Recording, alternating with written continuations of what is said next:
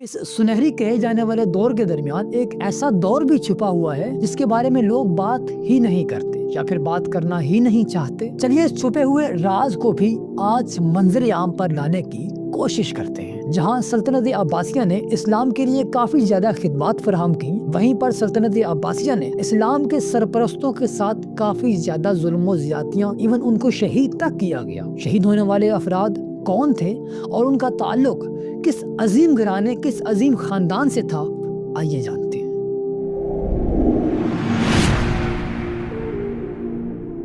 इमाम मूसा काज़िम अलैहिस्सलाम की इमामत 148 हिजरी में इमाम जाफर सादिक अलैहिस्सलाम की शहादत के बाद जाहिर हुई। आपकी इमामत का आगाज मंसूर अब्बासी 754 ईस्वी और 775 ईस्वी के दौर में हुआ, लेकिन मंसूर की ज्यादा तवज्जो उस वक्त अपनी सियासी मुखालफिन को खत्म करने में था। महदी अब्बासी 775 ईस्वी से 785 ईस्वी और हादी अब्बासी 785 ईस्वी से 786 ईस्वी के दौर में भी अहले बैत के पैरोकारों पर जुल्म जारी रहा, लेकिन सबसे ज्यादा तकालीफ इमाम मूसा काज़िम अलैहिस्सलाम को हारून रशीद 786 से 809 ईस्वी के दौर में बर्दाश्त करना पड़ी।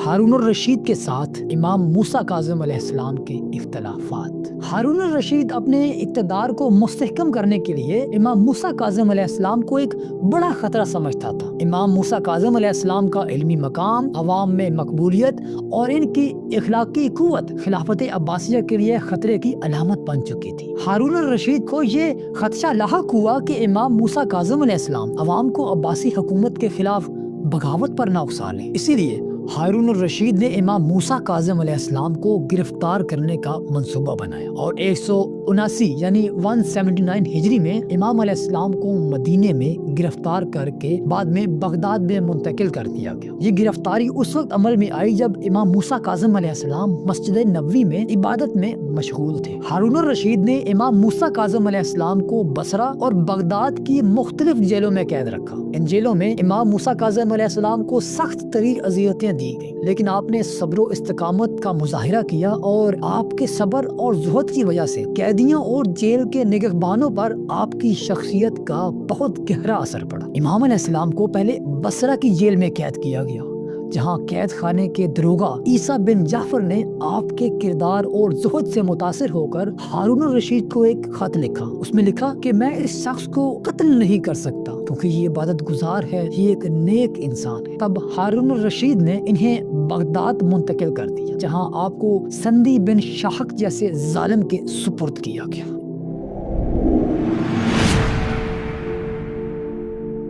इमाम मूसा काज़िम अलैहिस्सलाम की शहादत।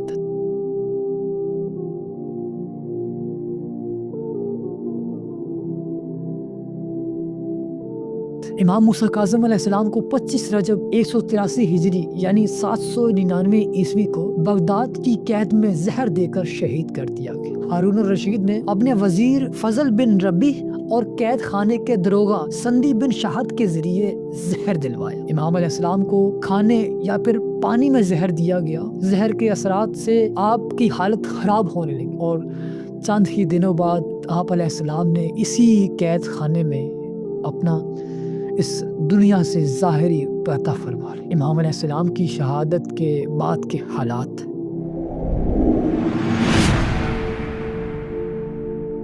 इमाम अलैहिस्सलाम की शहादत के बाद हारून रशीद ने अवाम को गुमराह करने के लिए ऐलान कर दिया कि इमाम अलैहिस्सलाम ने कुदरती मौत वफात पाई है। इमाम का जनाजा कैद खाने से निकाल कर बगदाद की किसी एक पुल पर रख दिया गया ताकि लोग इनकी मौत को देख सकें। मकसद यह था कि लोग ये ना समझे कि इमाम अलैहिस्सलाम को कत्ल किया गया है, लेकिन इमाम अलैहिस्सलाम के पैरोकार और अहले बैत के मुहिब्बीन को यकीन था कि हारून रशीद ने इमाम अलैहिस्सलाम को जहर देकर शहीद किया। आप अलैहिस्सलाम का जनाजा बगदाद में काज़मीन के इलाके में ले जाया गया, जहाँ आज आप अलैहिस्सलाम का रोज़ा मौजूद है। ये मकाम काज़मीन के नाम से भी जाना जाता है। शहादत के बाद के नताइज। इमाम मूसा काज़िम अलैहिस्सलाम की शहादत अब्बासी हुक्मरान के जुल्म जबर की अलामत है। आपने जेल में रहकर सब्र, तकवा और ज़ुहद की اعلیٰ مثال قائم کی۔ آپ کی شہادت نے اہل بیت کے چاہنے والوں کو ظلم کے خلاف کھڑے رہنے کا درس دیا۔ آج آپ علیہ السلام کا روزہ مبارک کاظمین بغداد یعنی عراق میں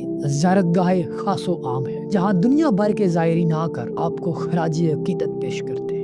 عباسیہ حکومت کے دور میں اہل تشیع کے کئی اماموں کو شہید کیا گیا۔ عباسی خلفاء نے اہل بیت اور ان کے ماننے والوں پر سخت مظالم ڈھائے تاکہ ان کی سیاسی اور مذہبی طاقت کو کمزور کیا جا سکے۔ یہاں ان اماموں کا ذکر کیا جا رہا ہے جو عباسی دور میں شہید کیے گئے۔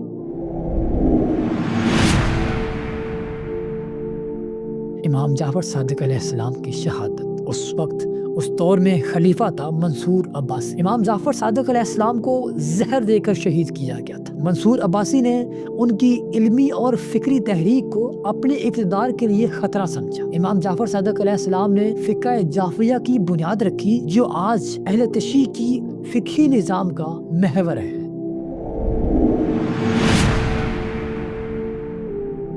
نمبر 2، امام موسیٰ کاظم علیہ السلام، اور اس دور میں خلیفہ تھا مامون الرشید۔ امام موسیٰ کاظم علیہ السلام کو قید میں ڈال دیا گیا اور کئی سالوں تک بغداد کی قید میں رکھا جانے کے بعد زہر دے کر شہید کر دیا گیا۔ عباسی حکومت کو خطرہ تھا کہ امام موسیٰ کاظم علیہ السلام کی مقبولیت عوام میں بغاوت کی باعث نہ بن جائے۔ امام موسیٰ کاظم علیہ السلام کی شہادت کو ہم مکمل ڈیٹیل سے چند منٹ پہلے ایکسپلین کر چکے۔ نمبر 3، امام علی رضا علیہ السلام، اور اس دور میں خلیفہ تھا مامون الرشید۔ مامون الرشید نے تو سیاسی حکمت عملی کے تحت امام علی رضا علیہ السلام کو اپنا ولی عہد مقرر کر دیا تھا، لیکن بعد میں اس نے انہیں زہر دے کر شہید کروا دیا۔ امام علی رضا علیہ السلام کی ولی عہدی کے تقرر کا مقصد شیعہ حمایت حاصل کرنا تھا، لیکن مامون نے محسوس کیا کہ یہ اس کی اقتدار کے لیے خطرہ بن سکتا ہے، تو اپنے آباء و اجداد ہی کی طرح اس نے امام علیہ السلام کو زہر دے کر شہید کروا دیا۔ امام محمد تقی علیہ السلام کو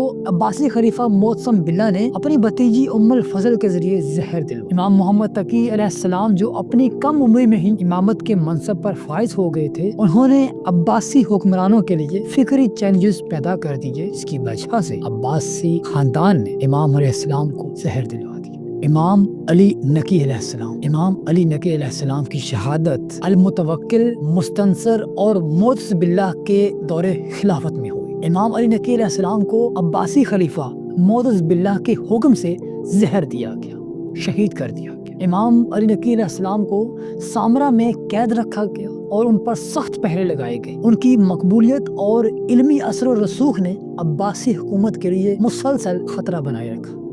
امام حسن عسکری علیہ السلام، امام حسن عسکری علیہ السلام کو بھی زہر دے کر ہی شہید کیا گیا تھا۔ عباسی حکومت نے امام حسن عسکری علیہ السلام کو پہلے تو نظر بند رکھا اور ان کی ہر نقل و حرکت پر نظر رکھی گئی۔ امام حسن عسکری علیہ السلام کے فرزند امام مہدی علیہ السلام کو بھی خلیفہ کی طرف سے قتل کا خطرہ تھا، اسی لیے انہیں عالم غیب میں بلا لیا گیا۔